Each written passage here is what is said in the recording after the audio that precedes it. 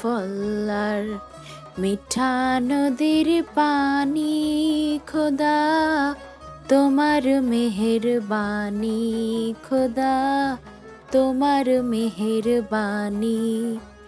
এই সুন্দর ফুল, সুন্দর ফল আর মিঠা নদীর পানি, খোদা তোমার মেহেরবানি, খোদা তোমার মেহেরবানি। আসসালামু আলাইকুম। আশা করি যে যেখানে বসে আমার ভিডিওটি দেখছেন আপনারা সকলেই ভালো আছেন। আলহামদুলিল্লাহ, আমাদের দুনিয়াটা আসলেই এত সুন্দর, আল্লাহ পাকের অপার মহিমায় ভরপুর। আর এই সুন্দর পৃথিবীতে সুস্থভাবে বেঁচে থাকার জন্য প্রয়োজন সুষম খাদ্য, খাবার।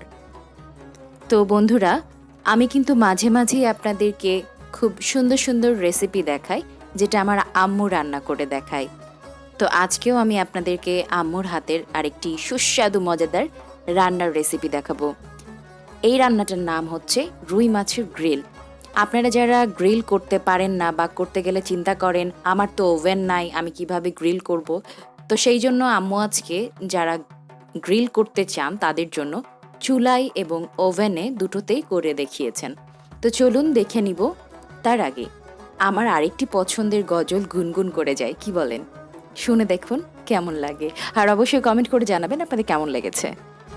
আর আমার ভিডিওটি যদি আপনাদের ভালো লাগে তো অবশ্যই লাইক করবেন এবং কমেন্ট করে জানাবেন, সাথে অবশ্যই আপনাদের ফ্রেন্ডস অ্যান্ড ফ্যামিলির সাথে শেয়ার করবেন।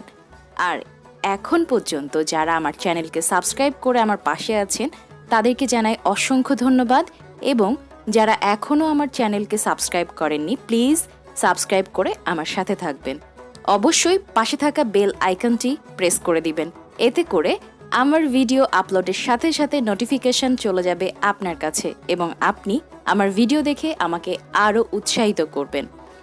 তো আমি যেটা বলছিলাম, আমি আপনাদের জন্য আরেকটি ছোট্ট গজলের অংশ রেখেছি, শুনে দেখুন এটা কেমন লাগছে, এবং অবশ্যই কিন্তু কমেন্ট করে জানাতে ভুলবেন না।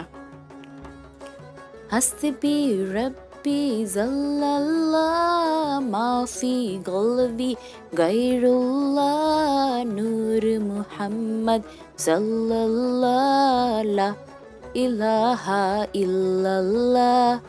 হাসবি রব্বি জাল্লাল্লাহ মাফি গলবি গায়রুল্লাহ নূর মুহাম্মদ সাল্লাল্লাহ লা ইলাহা ইল্লাল্লাহ, লা ইলাহা ইল্লাল্লাহ। শুকুর, আলহামদুলিল্লাহ। তো চলুন এবারে আম্মুর কাছে শিখে নেই কিভাবে রুই মাছের গ্রিল করব। আসসালামু আলাইকুম। আমি আজ আপনাদের জন্য আরেকটি নতুন রেসিপি নিয়ে এসেছি, সেটা হচ্ছে রুই মাছের গ্রিল। একের ভিতরে দুই, কারণ একই সঙ্গে আমি দুটো পদ্ধতি দেখাবো, একটা হচ্ছে গ্যাসের চুলায় আর একটা হচ্ছে ওভেনে, এই জন্যই একের ভিতর দুই। তাহলে কিভাবে একসঙ্গে দুটো জিনিস করা যায় আমি সেটাই আপনাদেরকে দেখাবো। আপনারা এখন প্রত্যেকটা উপকরণ কিভাবে তৈরি করি আমি সেটা দেখে নেব। আমি কি করেছি, প্রথমে আমি সমস্ত মশলা, বাটা মশলা, যেমন আদা বাটা 1 চামচ, রসুন বাটা 1 চামচ, জিরা বাটা 1 চামচ, তারপরে সয়া সস 1 চামচ, আর টমেটো সস, তারপরে পাতিলেবুর রস 1 চামচ, সবগুলো দিয়ে তারপরে সরিষার তেল দিয়েছি 2 টেবিল চামচ। সমস্ত উপকরণ দিয়ে আমি 20 মিনিট মাখিয়ে রাখবো। মাছটাকে এইভাবে একটু কাছে কাছে নিব এইভাবে, তো তাহলে যে মশলাগুলো আমি মাখিয়েছি সেগুলো এর ভিতরে ঢুকবে। আমি এইভাবে 20 মিনিট মাখিয়ে রেখে দেবো। 20 মিনিট পরে আমি আবার ফিরে আসছি। আমি এই যে 20 মিনিট পর ফিরে আসছি, আমি এই যে ওভেনের ট্রেতে তুলে নিয়েছি। এখন আমি কিভাবে ওভেনে দিব সেটা আমি দেখাচ্ছি। আমি এই যে মাছগুলো ট্রেতে তুলে নিয়ে ওভেনের ভিতরে বসিয়ে দিয়েছি, দেখুন। এখন কিভাবে টেম্পারেচার দিব সেটা আমি দেখাবো। এভাবে বন্ধ করে দিয়ে এটাকে এভাবে ভিতরে দিয়ে দিব, দিয়ে তারপরে যেটাকে বন্ধ করে দিয়ে, এখানে 150 ডিগ্রি আছে, আমি দিব 180 ডিগ্রি।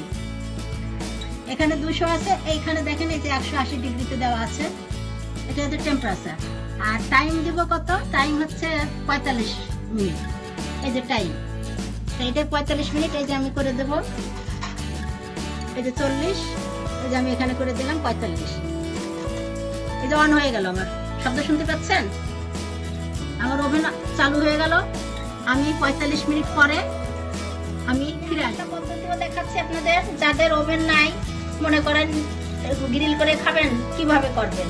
এই যে নন স্টিকের ফ্রাই প্যান, এই ফ্রাই প্যানে আমি যেভাবে মাখিয়েছি সবকিছু দিয়ে, সেইভাবে সবকিছু মাখিয়ে এই আমি ফ্রাই প্যানের ভিতরে যে সাজিয়ে দিয়েছি, একটু হালকা জালে হবে। এই দিকটা যখন হয়ে যাবে তখন আমি আবার উল্টাই দেব।